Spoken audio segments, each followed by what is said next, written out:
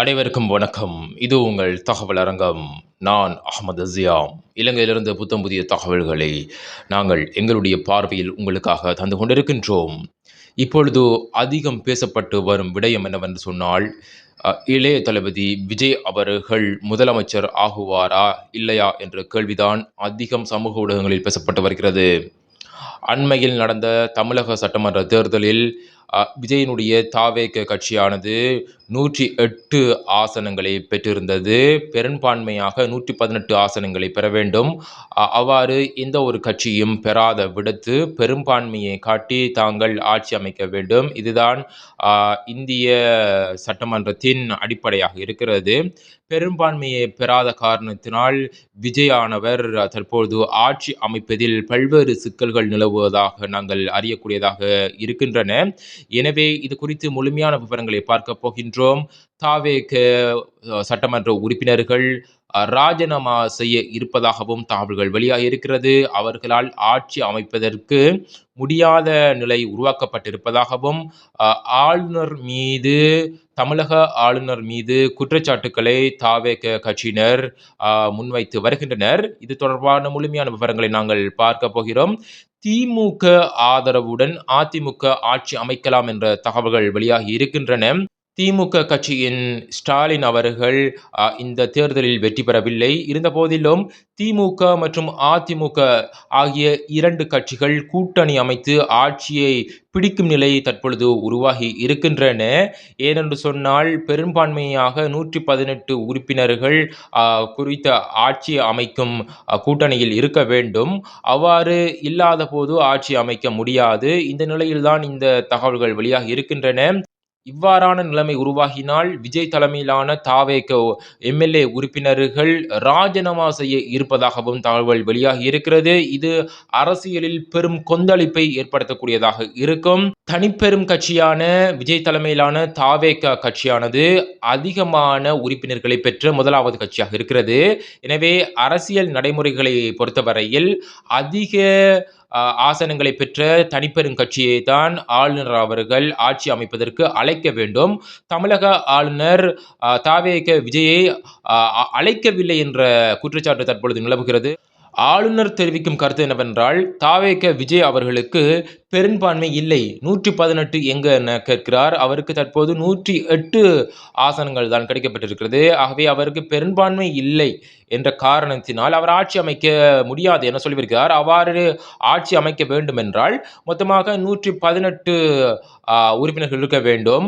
உங்களுடைய கட்சியில் 108, விஜய் 2 இடங்களில் போட்டியிட்டு இருந்தார். ஆகவே ஒன்றை கழித்தால் 107 உறுப்பினர்கள் இருக்கிறார்கள். இப்போது 6 காங்கிரஸ் உறுப்பினர்கள் விஜயின் தாவேக கட்சிக்கு ஆதரவு வழங்கி இருக்கிறார்கள். 6 பேரும் கடிதம் கொடுத்திருக்கிறார்கள். உங்களுக்கு நாங்கள் ஆதரவு வழங்குகிறோம் என கடிதம் வழங்கி இருக்கிறார்கள். ஏனைய கட்சிகளிடமிருந்து முடிவுகள் வருவதற்கு தாமதமாக இருக்கின்றன. பேச்சுவார்த்தைகள் வெற்றி அளிக்கவில்லை என்று நாங்கள் நினைக்கின்றோம்.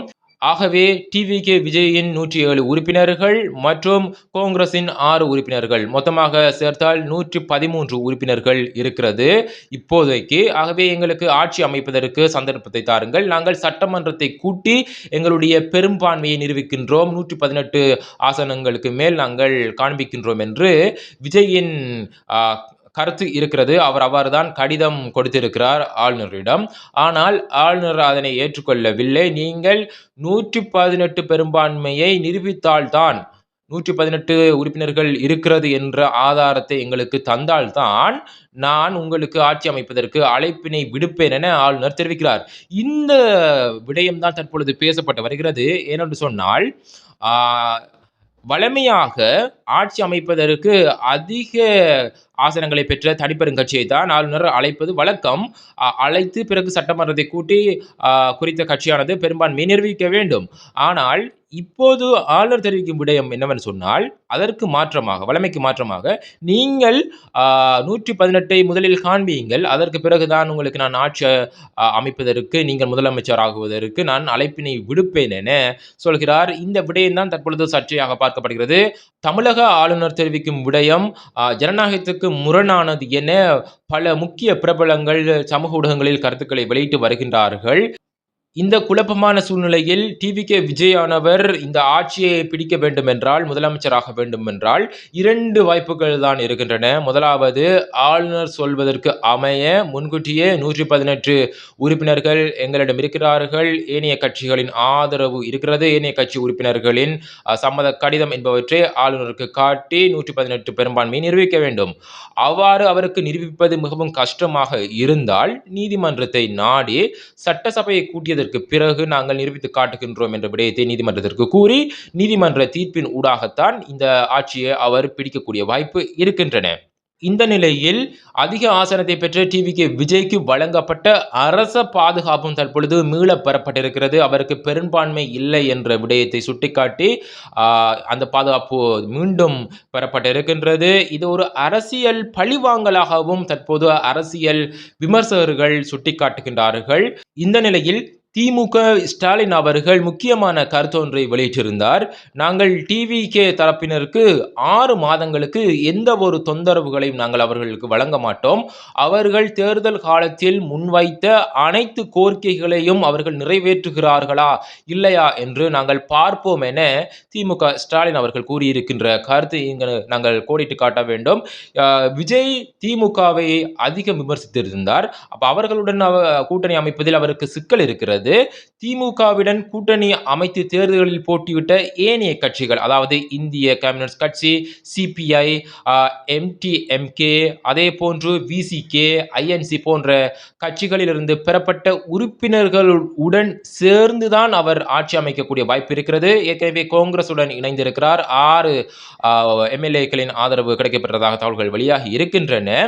இருந்த போதிலும் இவருக்கு தற்போது ஏனைய கட்சிகள், நான் முன்பு குறிப்பிட்ட இந்த கட்சிகளின் ஆதரவு கிடைப்பதில் தாமதம் ஏற்படுகின்றன. நாட்கள் தொடர்ச்சியாக சென்று கொண்டிருக்கின்றன. தமிழகத்தில் முதலமைச்சர் இதுவரை நியமிக்கப்படவில்லை. யாரும் ஆட்சி அமைக்கவில்லை. இந்த நிலையில் தமிழக ஆளுநரிடம் ஊடகவியலாளர்கள் கேள்வி கேட்டிருக்கிறார்கள். குதிரை பேரம் நடக்கலாம் என்ற கவலை உங்களுக்கு இல்லையா என்ற கேள்விக்கு, அது மிகவும் மோசமான விடயம். அதை பற்றி எனக்கு மிகுந்த கவலை இருக்கிறது. அதனால் தான் இதனை விரைந்து முடிக்க விரும்புகிறேன். ஆனால் தேவையான எண்ணிக்கை இல்லாத ஒருவருக்கு ஆட்சியை, அரசை எவ்வாறு வழங்குவது என்ற விடயத்தை கேள்வியாக கேட்டிருக்கிறார். அத்துடன் இன்னும் 2 அல்லது 3 நாட்களுக்குள் யாரும் 118 எம்எல்ஏக்களின் ஆதரவை கொண்டு வரவில்லை என்றால் என்ன செய்வது என்ற ஊடகவியலாளரின் கேள்விக்கு தமிழக ஆளுநர் வழங்கிய பதில் என்னவென்றால், அப்போது என்ன வாய்ப்புகள் உள்ளன என்பதை ஆராய வேண்டும் என அவர் தெரிவித்திருக்கிறார். இந்த நிலையில் திமுக மற்றும் அதிமுக இணைந்து ஆட்சியை பிடிக்கக்கூடிய வாய்ப்புகள் இருக்கின்றன. அவ்வாறு ஒரு சம்பவம் நடந்தால் இந்தியாவில் மாபெரும் கொந்தளிப்பு ஏற்படக்கூடிய வாய்ப்புகள் இருக்கின்றன. டிவிகே விஜய் ஆட்சி அமைப்பதற்கு திணறிக் கொண்டிருக்கிறார். தங்களுக்கு இருக்கும் எம்எல்ஏக்களை கொண்டு நாங்கள் முதலில் ஆட்சி அமைத்து பிற்பாடு நாங்கள் எங்களுடைய பெரும்பான்மையை நிரூபிக்கின்றோம் என்ற விடயத்தை கடிதமூடாக எழுதி ஆளுநரிடம் அவர் கொடுத்திருந்தார். ஆளுநர் அதற்கு சம்மதிக்கவில்லை. தற்பொழுது டிவிகே விஜய் தங்களுடைய எம்எல்ஏக்களுடன் தீவிரமான கூட்டத்தில் பேசிக் கொண்டிருக்கிறார். முடிவுகள் வந்து கொண்டிருக்கின்றன. இவ்வாறான ஒரு சூழ்நிலையில் பல்வேறு கட்சி தலைவர்களும் கூட்டங்களை நடத்தி வருகிறார்கள்.